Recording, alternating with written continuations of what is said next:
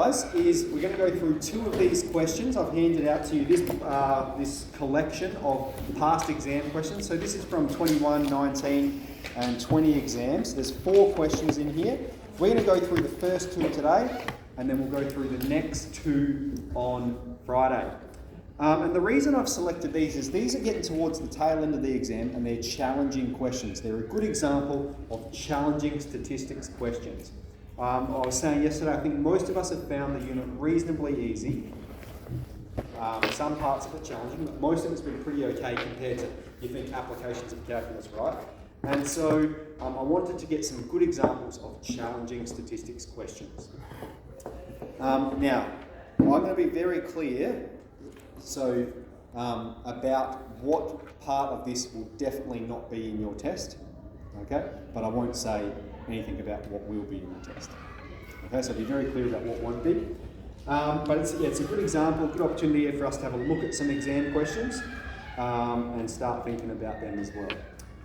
So let's get straight into it. We have consider the continuous random variable x with the probability density function 1 on 8x between 0 and 4, and we're given the graph. Now straight away you're up to question 8 in the exam, you're reading this, you're thinking, excellent, I know all this stuff really well. So we're given the mean of x is 8 on 3, and we're told calculate the standard deviation of x.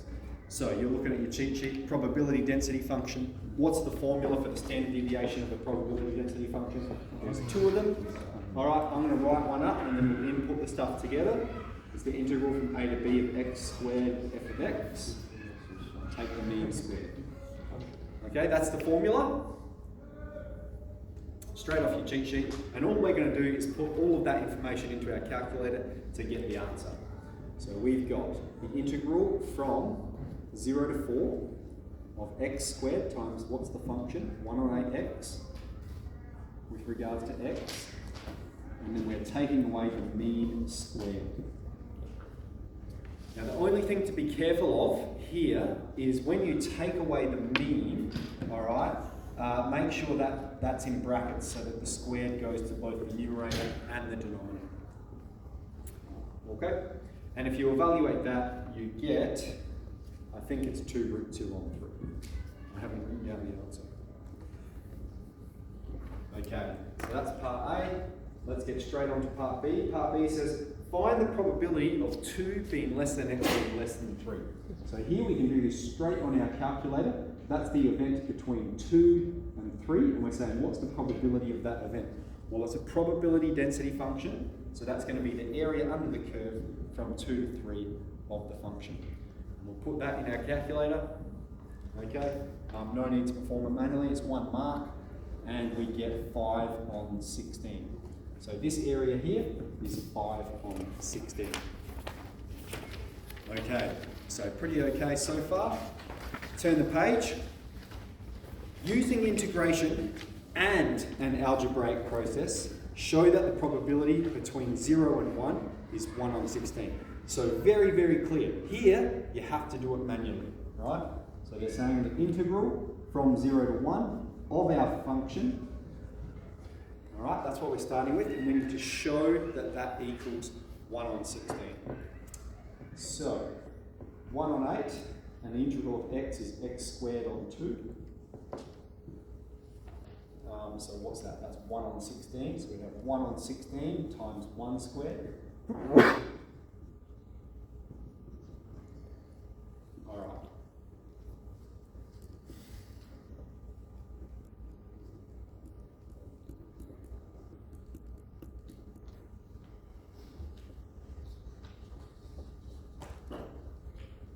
Okay, good. So I marked this exam last year, and most people were able to get these first parts right.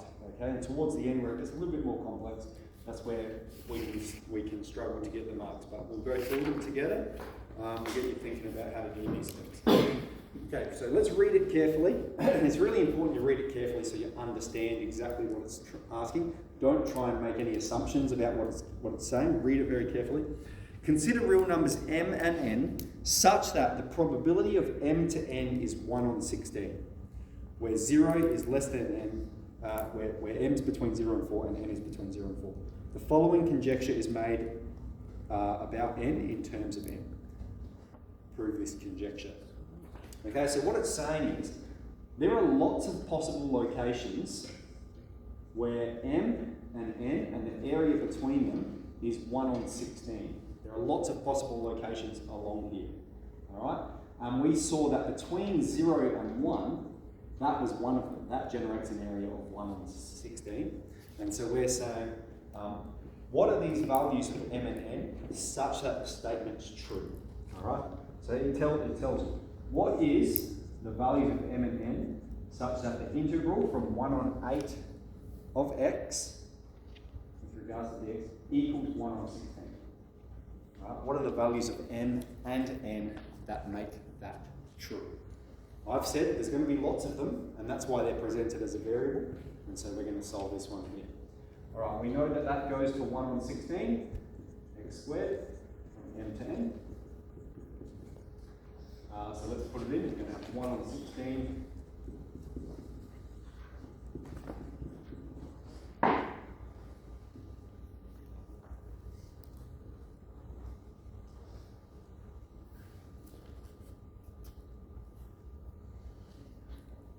Okay, we will multiply both sides by 16.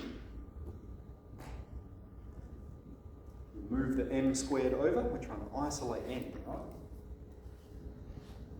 And then square root both sides. QED.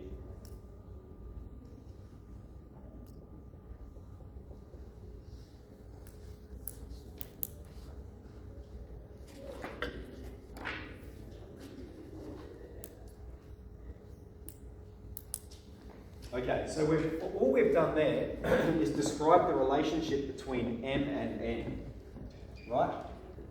N has to be the square root of 1 plus m squared. It has to be a little bit further along. Okay, so all we've done, we haven't said where they are, we've just said it has to be, that's the relationship between them. Okay, E. Use the conjecture to determine the exact maximum value of m that satisfies the probability statement. So, if we think of the density function, right, I'm going to grab a new marker for the next question. We're saying, what is the value of m, exact value of m, that maximizes the exact maximum value of m? So if we want m to be as high as it possibly can. I might grab a new marker. We want m to be as high as it possibly can. The function is valid from 0 to 4, right? 0 to 4. And we want m to be as high as it can.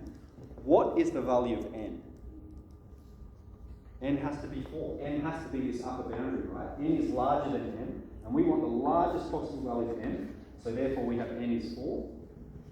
And when we solve that, if we put 4 here, we've got 4 equals the square root of 1 plus m squared. We're just solving that for n. Okay, it does say find it exactly, so we'll square both sides. We'll subtract 1, and then square root both sides. Alright, so the maths there, it's not particularly complex, but the tricky part can be understanding what's the question saying. Alright, so we're saying what's the point furthest along that's going to generate an area of 1 on 16? What's this value of n? Very good. Okay, so that's the first one. That's a good question. Let's have a look at the next one.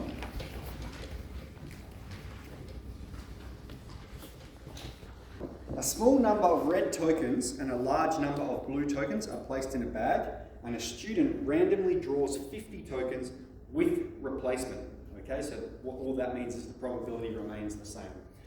And 6 of these tokens are red. Calculate a 99% confidence interval for the proportion of red tokens in the bag. Okay, so 99 is our confidence level. We've got 6 red tokens out of 50. Calculate the confidence interval. Alright? So if we do that, we get 0.00162 to P to 0.238.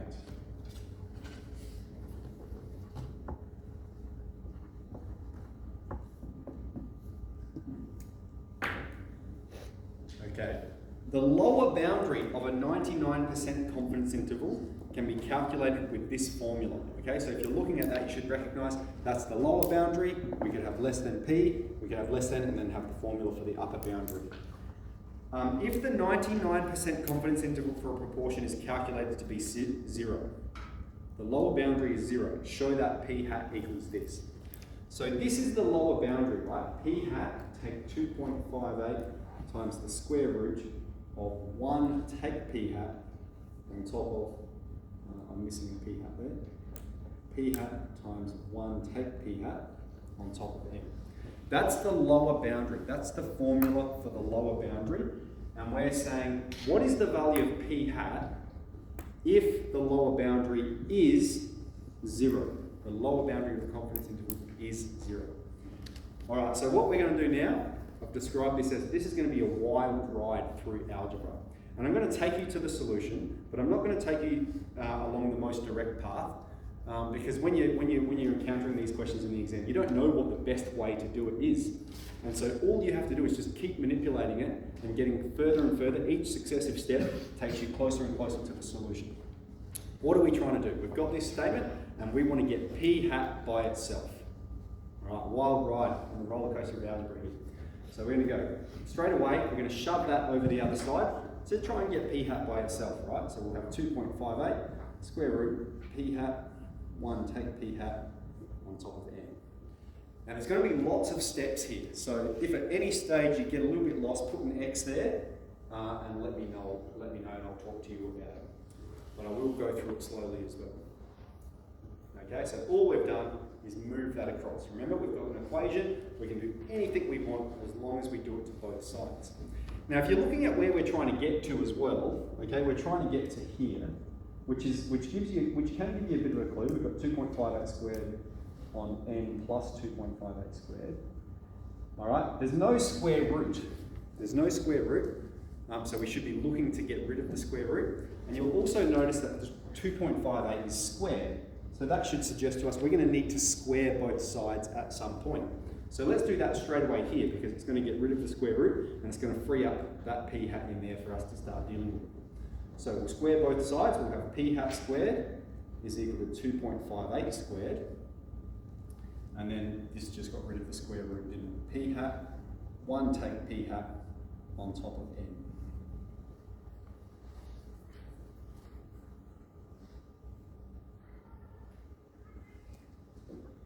Okay, next, I'm looking, I've got P hat here and I've got P hat over here. I want to get all the P hats on one side because that's what I'm trying to solve for. So I'm going to multiply both sides by 1 on P hat times 1 take P hat.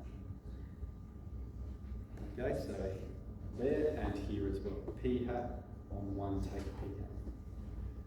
And what that's allowed us to do, okay, we can see here we've got P hat times 1 take P hat at the bottom. P hat times 1 take P hat at the top, that can cancel.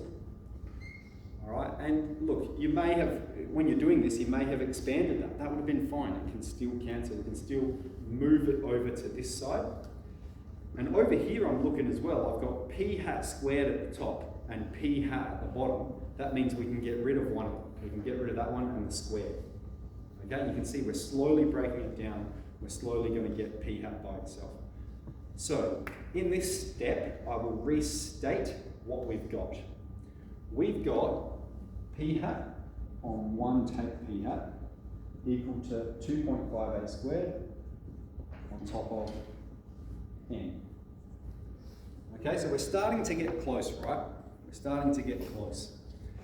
And we want to get P hat by itself, but here we can't split that denominator. We can't do that.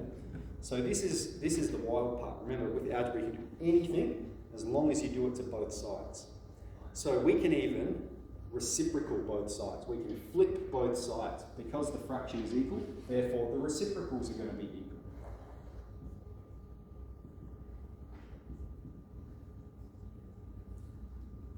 All right, so all we're doing, flipping both sides.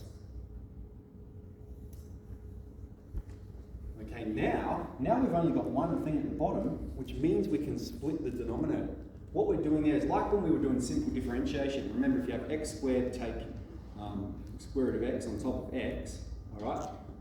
You could use the quotient rule, but it would take too long. You can split the denominator and simplify using index laws. Similarly, here we can split that denominator. We're going to write it as 1 on p hat, take away p hat on p hat, and then over here we've got n on 2.58 squared. And of course, p hat divided by p hat is 1. So we've got 1 on p hat, take 1.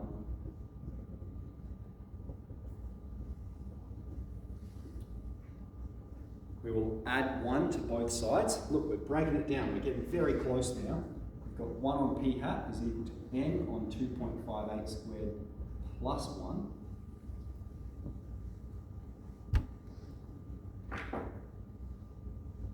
Now we want to collect them together. We want to bring those two together. And so we need this to have the same denominator of 2.58 squared, right? And so one way we can write it, we can write 1 is that it's 2.58 squared divided by 2.58 squared. Right? That's going to be 1. We can just replace it with that. Now they have the same denominator, so we can bring the numerators together. So here's what we're at. We're at 1 on p hat is equal to n plus 2.58 squared on 2.58 squared. They have the same denominator, so we can unite them in one fraction. One more step, reciprocal both sides.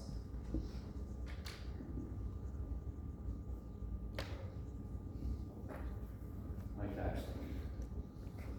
So there we are. That's a pretty wild journey through algebra, right? And I have not taken the most direct route, only to demonstrate that no matter what you do, you've got a goal in mind, and you can just sort of start doing things. We're trying to get p hat by itself. Okay, so yeah, if you look at different work solutions, you'll see faster ways of doing it, more succinct ways of doing it. Okay, let's flip over. Oof, this is what I don't like about stats questions, is those pages of text that they give you. You know, you've got to really read it carefully and think about it. Okay, we have, if the true proportion of elements in a population that have a given characteristic is close to 0, a confidence interval for this proportion may contain a lower bound that is less than or equal to 0. For example, okay, in the confidence interval we've just done, if 5 of the tokens were red instead of 6, the confidence interval would be as shown. And notice we've got a negative lower boundary. And of course that doesn't make sense. You can't have a negative proportion. Proportion has to exist between 0 and 1. And so they're going to say, when the lower boundary is less than or equal to 0, statisticians would use an alternative process to calculate the confidence interval so that it does not contain any values of p that are less than or equal to 0. All right, so we're going to use an alternative process. Now they're saying, assume in this circumstance we have 1,000 tokens taken at random with replacement, and X of them are red. Using this formula, using the formula you just proved, determine the lowest possible value of X.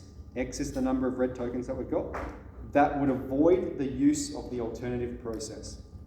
So the maths here is not complex. The maths here is going to be very easy.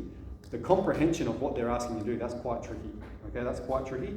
And you might say, oh, you know, I wouldn't know what to do in the exam. We're going to practice these a lot. We're going to practice this kind of thing a lot, and we're just going to get lots of exposure to it.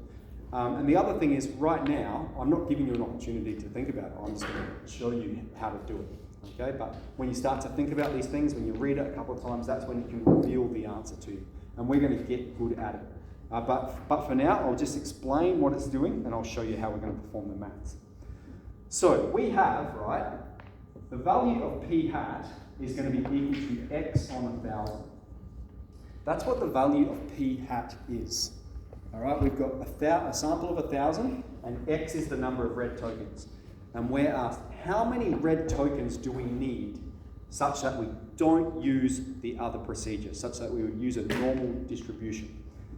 Now what we proved over here is that with this formula, okay, this is what happens, this is the value of p hat when the lower boundary is 0. P hat has to be this when the lower boundary is 0. All right? And so we're saying, what's the value of red tokens that would make the lower boundary 0? So it's going to be when our value of p hat equals this formula here. So we have 2.58 squared on n plus 2.5x squared. So I might try and explain that part again. So this is how we would normally calculate p hat, right? We've got a sample of 1,000, we're saying we've got x red tokens. And we're saying we don't want to have to use that alternative process. So what's the minimum number of red we need such that the lower boundary would be 0? We're going to calculate that. What's the minimum number of red we would need such that the lower boundary is 0? Because if the lower boundary is 0 or below, we have to use the alternative process. So then let's go through and solve this, right? We know n is 1,000, so I can substitute that in. And I'm going to multiply both sides by 1,000 to get x by itself.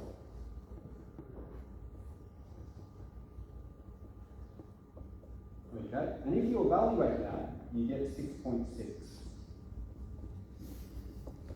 All right, so what that tells you is that if you get 6.6 red tokens, then the lower boundary of the confidence interval equals 0. Now we're saying, how many red tokens do we need such that the lower boundary is larger than 0? So we don't have to use the alternative process, therefore 7 red tokens. So, I mean, look at the maths there. The maths is hardly anything, but the comprehension of that question is very tricky to comprehend. And, you know, that is like the second to last question in the exam, so you can expect it to be challenging. And yeah, we're gonna practice these. We're gonna practice them.